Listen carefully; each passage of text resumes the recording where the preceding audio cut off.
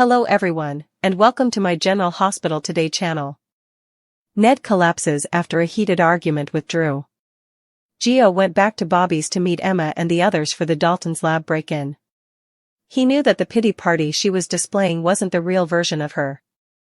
Emma was worried that Charlotte wouldn't be able to surprise her because she didn't know Britt well enough, but Gio was sure Rocco would handle it. Knowing how important this was to Emma, Gio assured her that Charlotte and Rocco disliked Dalton as well. Emma left Bobbie's to change into her heist outfit, inspired by Joe's support. Ned arrived at Bobbie's, and Gio shared his happiness that the family had regained the Q mansion. Ned thanked Gio for convincing Tracy to apologize to Ronnie, which helped bring the family back to peace. They exchanged kind words and formed a connection for a while, but Emma came back and Ned left to take a call. Willow was depicted as drawing from Amelia when Chase returned to visit. Willow was discouraged by how little she got to know her children while she was in prison. The two of them held hands because Chase wanted to concentrate on getting Willow out of prison.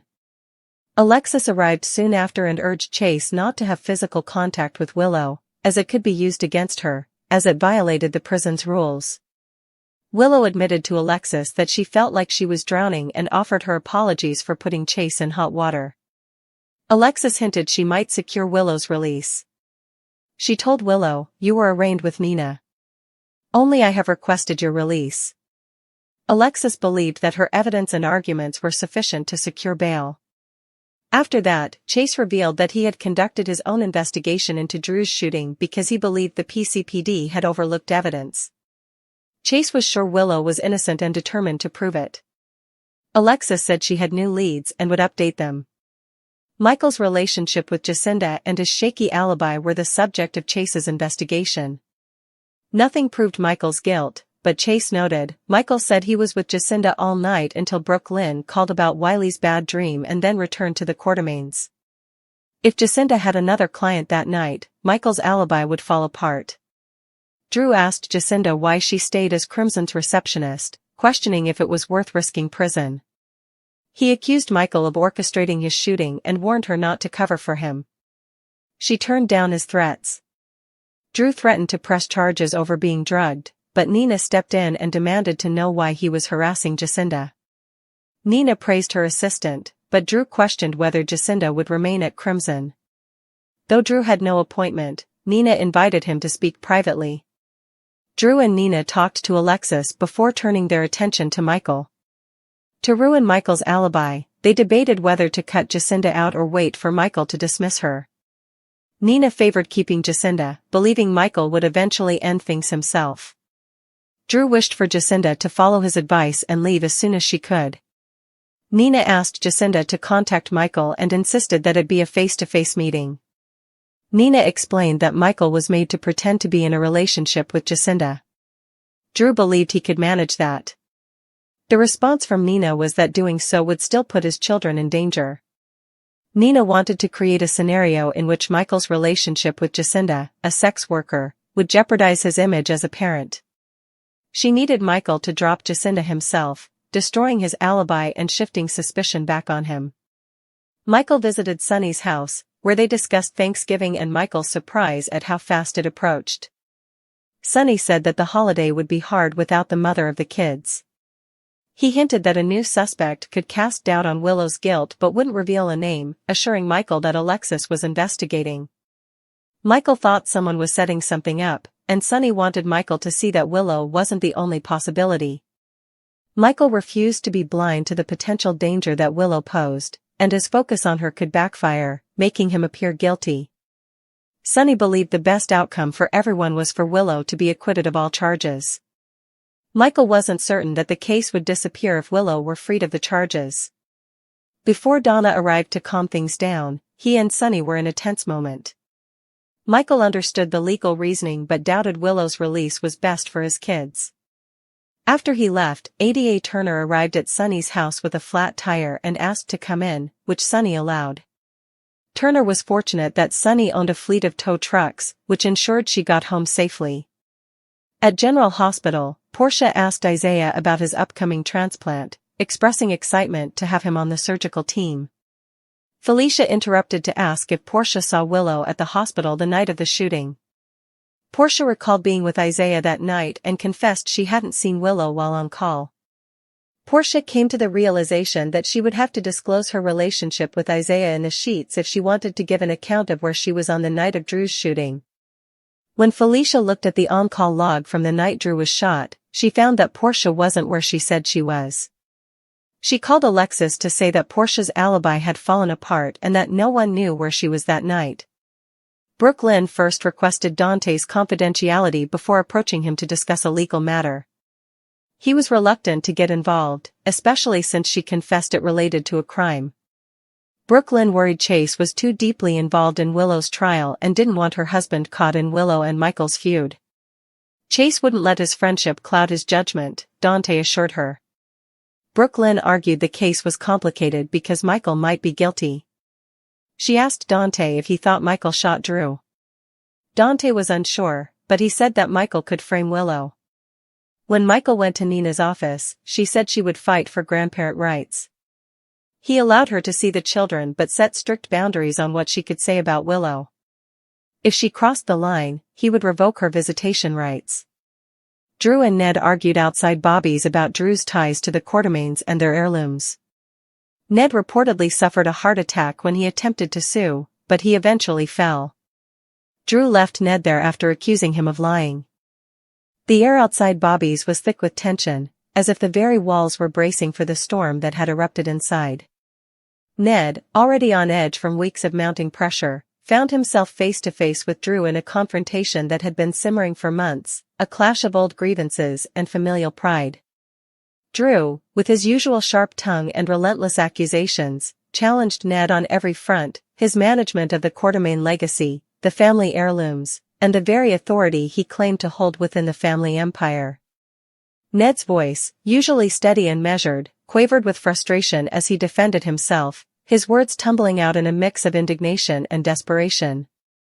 Drew, ever the provocateur, leaned in closer, his eyes flashing with accusation and the sort of cold certainty that made Ned's chest tighten painfully. Every jab Drew threw, whether about financial missteps or perceived betrayals, landed like a hammer strike, and Ned could feel his pulse quicken, the blood rushing through his ears, drowning out the world around him. He tried to maintain composure, to parry Drew's verbal assaults with calm logic and appeals to family loyalty, but the weight of history, resentment, and fear pressed heavily upon him. The discussion spiraled, voices rising in tandem with anger, until Ned's knees buckled slightly, a warning signal his body refused to ignore. Drew, sensing an opening, pushed further, his voice cutting sharper, questioning not only Ned's judgment but his strength, his very capacity to protect and uphold the Quartermaine legacy. The culmination came abruptly, with a sudden clenching in his chest and a dizzying haze clouding his vision. Ned collapsed onto the pavement, the world tilting around him as if the ground itself had betrayed him. Drew, momentarily caught off guard, stepped back, his accusations faltering, leaving only the echo of Ned's labored breathing and the stunned silence of those nearby. The scene froze for a heartbeat, a snapshot of vulnerability and the unrelenting pressures of family expectation, and Ned's collapse was a stark reminder that even those who seem the most composed carry burdens heavy enough to break them. Meanwhile, earlier that day, Bobbie's had become the unassuming nexus of another, far more calculated tension: the plans for the break-in at Dalton's lab. Gio returned, determination etched into his features, stepping into the familiar warmth of Bobbie's kitchen where Emma and the others were strategizing. Emma, her expression a mixture of worry and resolve, fretted over whether Charlotte, inexperienced with the nuances of Britt's duplicity, could anticipate her moves and cover their tracks. Gio, ever the voice of reason and confidence, reassured her, reminding Emma that Rocco would handle the immediate complications and that their collective resolve would see them through. He emphasized that Charlotte and Rocco's mutual disdain for Dalton would play in their favor, giving Emma the courage she needed to lead Bobbie's momentarily and change into her heist outfit, the symbolic armor of her commitment to the mission ahead. The brief camaraderie at Bobbie's, punctuated by laughter and subtle reassurances, was a stark counterpoint to the tension later unfurling between Ned and Drew, a reminder that battles came in many forms, some fought with words, others with action. The day had been fraught with emotional turbulence beyond the walls of Bobbie's. Ned's encounter with Gio earlier had been a rare moment of peace. They discussed the regained Quartermaine mansion, and Ned expressed sincere gratitude for Joe's role in persuading Tracy to apologize to Ronnie, a gesture that had temporarily restored harmony in their fractured family. Their words were gentle, almost tender, a pause in the chaos that had defined their lives. But such moments are often fleeting, particularly in a world where past grievances and unhealed wounds wait patiently to resurface. As Emma returned, glowing with renewed determination for the heist, Ned excused himself to take a call, the temporary calm giving way to the undercurrents of stress and unresolved tension that would culminate in his confrontation with Drew. Elsewhere, the legal and personal drama surrounding Willow reached a fever pitch. Chase visited her once more, determined to remain a pillar of support as she grappled with the immense loss of time spent away from her children during her incarceration. Willow, drawing from her memories of Amelia, confessed to a crushing sense of helplessness and guilt, a mother torn from her role, feeling as though her life had been paused while the world moved on without her. Chase, resolute in his mission to secure her freedom, held her hand, the gesture simple yet profoundly symbolic, representing trust and shared purpose in the face of seemingly insurmountable odds. Their brief moment of solace was interrupted by Alexis, who reminded Chase of the legal ramifications of physical contact within a correctional facility and advised caution, a sharp reminder that every action was subject to scrutiny in a system designed to punish missteps. Willow, acutely aware of the risks she imposed on those trying to help her, expressed remorse and confessed the depth of her despair, the words slipping out in a torrent of emotion. Alexis, perceiving both vulnerability and potential, hinted at a strategy to secure Willow's release, separating her from Nina's case to strengthen her position for bail, confident in the arguments and witnesses they could present. Chase, relentless and meticulous, pursued his investigation into Drew's shooting independently, uncovering inconsistencies in Michael's alibi and his relationship with Jacinda. Though no direct evidence linked Michael to the crime, the cracks in his story suggested possibilities that could exonerate Willow if properly exploited. The investigation highlighted the fragility of alibis and the human element in legal proceedings, emphasizing how perception and opportunity could determine guilt or innocence. Drew, meanwhile, confronted Jacinda, probing whether remaining as Crimson's receptionist was worth the inherent risks. His accusations implicated Michael as orchestrating the shooting, a shadow cast over Jacinda's judgment, but she deflected his threats, signaling her resilience and independence. Nina, protective and calculating, intervened, demanding answers from Drew regarding his harassment and steering the conversation toward strategies that would protect their collective interests while keeping Michael under scrutiny. Michael's world, too, was tense and multifaceted. Discussions with Sonny revealed the emotional complexity of holidays without family and the subtle manipulations of potential suspects, highlighting how intertwined personal stakes and criminal investigations had become. While Sonny hinted at unknown threats that could exonerate or implicate Willow, Michael wrestled with conflicting loyalties, weighing the implications of focusing on Willow against the well-being of his children. The arrival of Ada Turner with a flat tire introduced a moment of mundane relief yet underscored the constant intersections of personal life and legal obligations in their high-stakes reality. Back at General Hospital, Portia's professional integrity collided with legal scrutiny when Felicia uncovered discrepancies in her on-call logs, exposing the fragility of alibis and the intricate dance of truth, loyalty, and consequence. The revelation sent ripples through the network of relationships entangled in Drew's shooting, forcing Alexis to reassess strategies and consider the implications for her clients. Brooklyn and Dante's confidential discussion highlighted the ethical and emotional dilemmas faced by those caught between friendship, family loyalty, and justice, illustrating the human cost of entanglement in a legal quagmire where the line between right and wrong blurred in the shadows of desperation. Meanwhile, Michael navigated delicate interactions with Nina regarding grandparental rights and boundaries, a microcosm of the broader struggles within the Quartermaine family. Each conversation, whether legal, personal, or manipulative, was a strategic move in a complex chess game, where timing, perception, and emotional intelligence determined success or failure. Amid these machinations, the confrontation outside Bobbie's became the tangible manifestation of mounting stress, unresolved familial conflict, and the pressures of legacy. Ned's collapse was not merely a medical incident, It was the culmination of months of tension, the physical embodiment of mental, emotional, and familial strain reaching a breaking point. Drew's accusations, the constant negotiation of family loyalty and personal survival, and the relentless demands of maintaining appearances and authority converged, leaving Ned's body no longer capable of sustaining the burden. In that instant, the raw vulnerability of a man long portrayed as composed and in control was laid bare, a dramatic punctuation in the ongoing saga of ambition, betrayal, and loyalty within the Quartermaine world. Drew's initial disbelief at Ned's collapse, his accusations of theatrics, and his decision to leave the scene reflected his own complex mix of pragmatism, cynicism, and self-interest, showing that even those who wield power and influence are constrained by the human limitations of those around them. As the day progressed, the intertwining of legal intrigue, family drama, and personal vulnerability painted a vivid tableau of the Quartermaine universe. Every conversation, every argument, every tender gesture contributed to the escalating tension that made moments like Ned's collapse not just possible but inevitable. The weight of history, the intricacies of human emotion, and the high stakes of personal and familial survival converged into a narrative that was as compelling as it was tragic, illustrating the fragile balance between power, love, and the relentless pressure of expectation.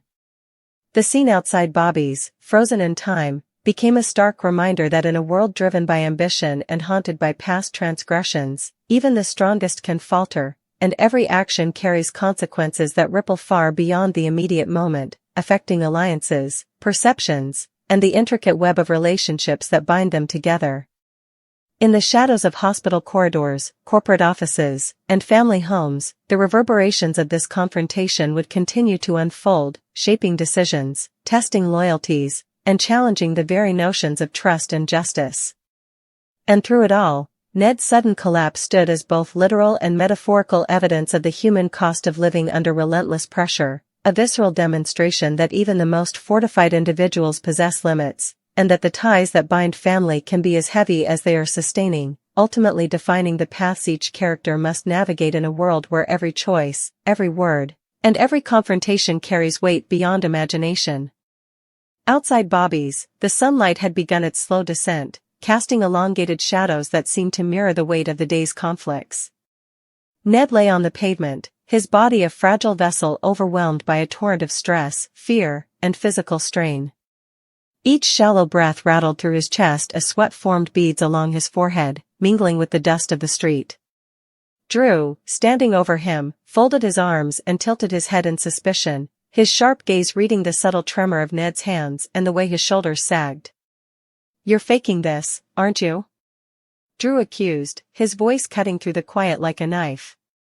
But beneath Drew's cynicism lurked a flicker of doubt. The pallor of Ned's face and the tremor in his lips hinted at an authenticity Drew wasn't prepared to confront. The chaos of their argument, the tension between legacy, authority, and resentment, had culminated in this single moment where words alone could no longer contain the strain. Nearby, Gio returned to Bobbie's with a purposeful stride, finding Emma and the group already deep into their scheming for the break-in at Dalton's lab.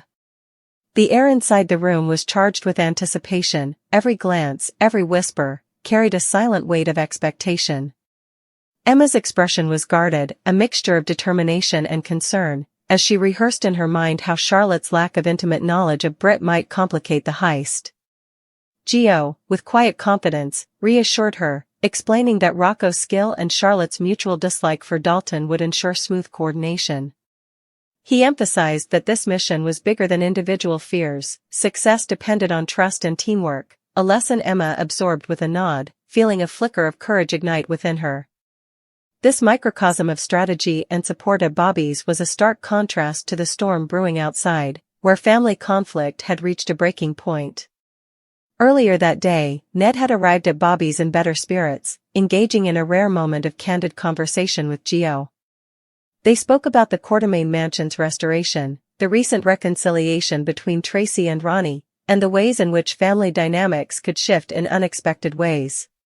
Ned's gratitude for Joe's intervention highlighted the subtle threads of connection and loyalty that underpinned even the most tumultuous relationships. These moments of calm were rare, temporary reprieves from the relentless pressure of expectation, But they offered a glimpse of what life could be if the Quartermaines could truly set aside their rivalries. When Emma returned, transformed into her heist persona, Ned excused himself to take a phone call, unaware that the day's crescendo, the argument with Drew, was imminent. Chase's visits to Willow added another layer of intensity to the unfolding drama. Each meeting was a delicate dance between hope and caution, love and legality. Willow, burdened by the loss of time with her children, leaned on Chase for emotional support, yet was acutely aware of the risks every interaction entailed. The warmth of their brief handholding was a silent vow of trust, yet it was immediately shadowed by Alexis's stern warning regarding physical contact in a prison setting.